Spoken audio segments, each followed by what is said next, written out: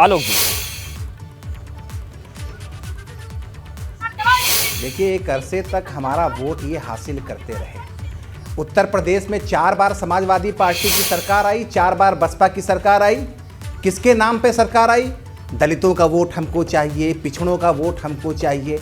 लेकिन जब आपकी सरकार बन जाती थी तो सरकार चलती किसकी थी? समाजवादी पार्टी में सरकार चलती किसकी थी? सांसद बनाना हो, विधायक बनाना हो, छोटे पद हो, बड़े पद हो, ब्लॉक प्रमुख तक का स्तर का पद हो, वो भी एक परिवार के हिस्से आता था। बाकी लोग क्या करते थे? बाकी लोग दिखावटी वस्तु बन जाते थे। कभी आपने हक दिया किसी पिछड़े का? तो आज पिछड़ा समाज अच्छी तरीके से आपको पहचान गया। बरगलाने की जरूरत नहीं है। 21वीं सदी का उत्तर प्रदेश है, इसे अपना हक पता है, अपना अधिकार पता है। अभी 2022 का इलेक्शन हुआ, चुनाव हुआ, क्या किया आपने? बहुत सारे लोगों को, अलग अलग लोगों को आपने बुला लिया, राजभर जी को भी बुला लिया। अब क्या हो रहा है? अब आप उसी समाजवादी पार्टी के ऑफिस के बाहर आप लगाते राजभर जी को, अंदर आप जाने नहीं देंगे साहब। समाजवादी पार्टी आपके घर की पार्टी है साहब। अरे सबकी पार्टी है, सबको आपको विश्वास में लेना पड़ेगा, सबके साथ आपको चलना पड़ेगा। लेकिन आपने ये किया नहीं। अब आपका चेहरा पूरा उत्तर प्रदेश, पूरा हिंदुस्तान जानता है। बार बार आप हार रहे हैं उत्तर प्रदेश के इलेक्शन में। 2014 से लगातार आपकी हार होती रही है। क्यों होती रही? कभी आपने आईना देखा? आप सड़कों पर तो आईना लेकर के जाते हैं। ज्यादा बेहतर हो कि वो आईना कभी अखिलेश यादव जी के सामने लेकर के जाइए। 2014 से लगातार प्रियंका जी को एक बार डिबेट में शामिल कर लेते हैं, आते हैं आपके पास। प्रियंका जी ये बताइए, जो जवाब जी दे दीजिए। अवधेश जी किस मुंह से भाजपा जो पिछड़ों की बात करती है? अभी मैं एक ही एग्जाम्पल देती हूँ। माननीय सुप्रीम कोर्ट के निर्देश पर राम मंदिर बनाने का निर्माण का, अरे सब और वाई के अलावा कोई और समीकरण है आपकी पार्टी में? अखिलेश यादव जी के अलावा और भी कोई पिछड़ा है क्या आपके पास? कोई चेहरा है क्या आपके पास? जरा मुझे भी बता दीजिए, मैं भी जानना चाहता हूँ। मैं भी उसी तबके से ताल्लुक रखता हूँ, मैं भी पहचानना चाहता हूँ, जानना। ठीक है, आप दोनों के पास आएंगे, दोनों लोग के पास आएंगे। अभी वक्त काफी बचा है। प्रियंका जी ये बताइए कि जो ओबीसी या पिछड़े वर्ग की राजनीति हो रही है, इन सब की काट आपके पास है क्या? क्योंकि पूरा डाइवर्जन जो है वो पिछड़ों की तरफ है। आप दोनों के पास आएंगे ना जी, आपके पास भी आएंगे, आलोक जी के पास। प्रियंका जी बहुत देर से बैठी है। प्रियंका जी बिल्कुल, प्रियंका जी के पास, आप ही के पास आएंगे।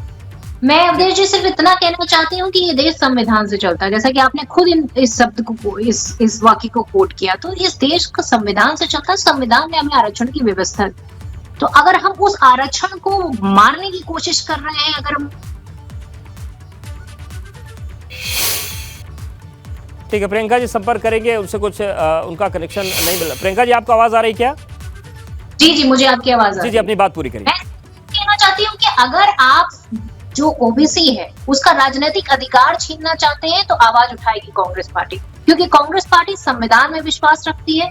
और आप जिस तरह से लगातार प्राइवेटाइजेशन की तरफ बढ़ते चले जा रहे हैं और जिस तरह से सरकारी नौकरियां और आरक्षण को खत्म करने की पूरी कोशिश कर रहे हैं, वो साफ साफ है, जनता उसको देख सकती है। आप देखिए कि 69,000 शिक्षक भर्ती में आपने क्या किया।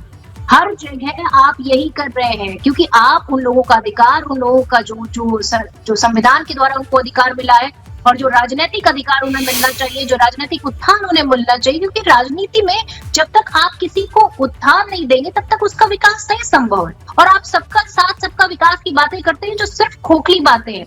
आप कौन से विकास की बात करते हैं जब आप आरक्षण पर ही काम नहीं करते? तो इसका विकल्प कांग्रेस बनने को तैयार है, बन पाएगी क्या?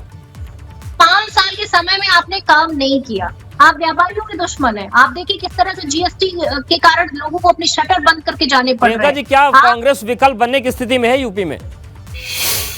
देखिए, कांग्रेस भारत जोड़ो यात्रा कर रही है, जिसमें वो उसका विश्वास है कि जिस तरह से लोगों का प्यार मिल रहा है, लोगों का जो अपनापन दिख रहा है, लोग जुड़ रहे हैं, उसे साफ जाहिर है कि कांग्रेस लोगों के दिलों में अपनी जगह बना रही है। चाहे वो उन लोगों के आंखों में आप देख सकते हैं कि किस तरह से श्री राहुल गांधी जी के लिए जो प्यार उमड़ रहा है, जो भीड़ उमड़ रही है, जो रिस्पांस मिल रहा है, बल्कि विपक्ष से भी जो रिस्पांस मिल रहा है, उससे मैं तो ये सिर्फ यही कहना चाहूंगी कि भारत जोड़ो जो कॉन्सेप्ट है वो राजनीति से ऊपर उठ के है। और सबसे बड़ी चीज है कि लोगों को उसमें विश्वास पैदा हो रहा है। जो छवि खराब करने की कोशिश भारतीय जनता पार्टी के द्वारा की गई थी, करोड़ों रुपए खर्च करके, उस छवि को बिगाड़ नहीं पाएंगे। लोगों के दिलों में आज भी राहुल गांधी जी के लिए सम्मान है और वो उस यात्रा का जो रिस्पांस मिल रहा है वो वाकई में दिल से आभार है।